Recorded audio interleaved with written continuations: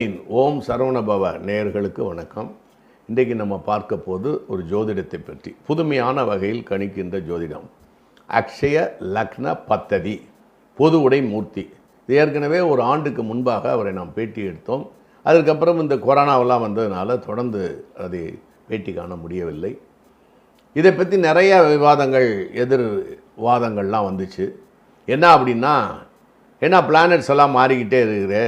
அதாவது சின்ன பிள்ளையில் நம்ம ஒரு கடகலக்னம் என்று சொன்னால், அந்த கடகலக்கணத்தில் பிறந்து அதுக்குரிய லக்னங்கள் எங்கெங்கே வருதோ அதுக்குரிய தானே பார்க்க வேண்டும். நீங்கள் என்ன கடகலக்னம்னு வச்சுட்டு இத்தனை வருஷம் 75 வயசு ஆகிடுச்சுன்னா அது மேஷ லக்னத்துக்கு வருதுன்னெலாம் சொல்கிறீங்களே, அது எப்படி கரெக்டாக வரும்? அப்போ இந்த பிளானெட்டில் அங்கே தானே உட்காந்துருக்கு. இப்படியெல்லாம் என்னிடம் கேள்விகள் கேட்டார்கள். ஏன்னா அவரை போய் பேட்டி கண்டு எடுக்கிறீர்கள் என்று சொன்னார்கள். அப்புறம் நான் சொன்னேன் அவர்கிட்ட கேட்டேன், பொதுவுடைய மூர்த்திக்கிட்ட, என்னங்க இந்த மாதிரி நீங்கள் என்ன ஆகாயத்துலேருந்து ஆகாஷிக் ரெக்கார்ட்ஸ் மாதிரி எல்லாத்தையும் வர வைக்கிறீங்களா அப்படின்னு.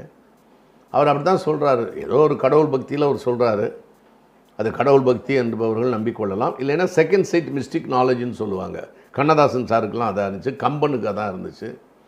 அது மாதிரி ஏதோ ஒரு ஆஸ்ட்ரல் பாடியிலேருந்தோ இல்லை வானத்திலிருந்து இருக்கக்கூடிய வைப்ரேஷன் எல்லாம் இழுத்துட்டு அவங்க செய்கிறாங்க அப்படின்னு சொல்லலாம். அந்த மெத்தடில் தான் இவர் இது பண்ணுறாரு.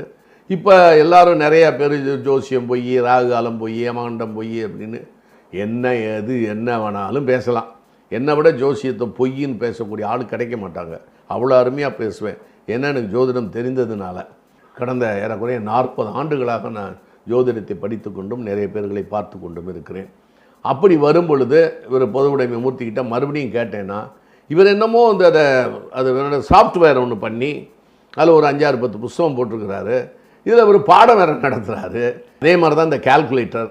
இப்போ பார்த்திங்கன்னா முந்தியெல்லாம் கணக்கெல்லாம் மனசுலேயே போடுவாங்க. இப்போ எதை எடுத்தாலும் 4×12ங்கிறது கூட அவங்க பெருக்கிக்கிட்டு தான் உட்காந்துருக்குறாங்க. அதுக்குள்ளே செல்ஃபோன்லேயே வந்துருச்சு கால்குலேட்டர். இந்த கால்குலேட்டர்னு தனியாக விற்றுது, இப்போ செல்ஃபோன்லேயே பெருக்கிறாங்க. இப்படி விஞ்ஞான யுகத்தை நோக்கி மூளை செயல்பட்டு கொண்டு இருக்கும் பொழுது காலம் மிக வேகமாக ஓடுவதால் இதை உட்காந்துட்டு பேனாவை போட்டுக்கிட்டுலாம் பார்க்க தேவையில்லை. இதெல்லாம் திருப்ப தேவையில்லை. எது பஞ்சாங்கமாகி சில பேர் 100 வருஷம் பஞ்சாங்கம்லாம் வச்சுருப்பாங்க. அதெல்லாம் எடுத்து பார்க்க தேவையில்லை. அது என்ன என்று இவரிடமே கேட்டு தெரிந்து கொள்ளலாம். வணக்கம் பொதுவுடைய மூர்த்தி சார். வணக்கம் சார். அது என்ன சார் இந்த மெத்தட் எல்லாரும் சொல்கிறேன். எனக்கு கூட ஒருத்தர் எழுதியிருந்தார், எப்படிங்க அப்படி ஒரு கடக லக்னம் மீன லக்னம்னா அப்புறம் ஒரு 75 வயசானவொன்னே அது ரிஷப லக்னம் ஆகிடுங்கிறீங்க. அப்போ அதே பிளானட் தானே இருக்கும். அப்படி இப்படி நிறையா அந்த ஜோசியமே பகுத்தறிவுக்கு அப்பாற்பட்டது.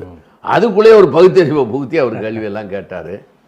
அப்புறம் நான் சொன்னேன் சார், ஒரு விஞ்ஞானி ஒரு சமீபத்தில் சொல்லியிருந்தார், பேர் சொல்ல விரும்பலை, எல்லா கிரகங்களுமே நிறையா மாறி இருக்குது அப்படிங்கிறாங்க. இது திருக்கணிதம் கூட உங்களுக்கு தெரியும்.